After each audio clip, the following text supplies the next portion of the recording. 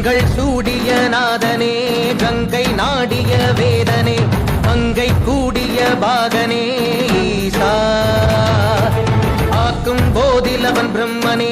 காக்கும் போதிலவன் விஷ்ணுவே நீக்கும் போதிலவன் ருத்ரனே ஈசா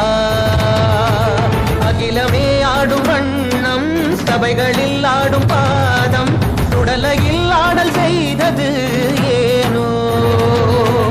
அமுதமே வேண்டுமென்று கடலையே கடைந்த போதில் அதில் வரும் நஞ்சையே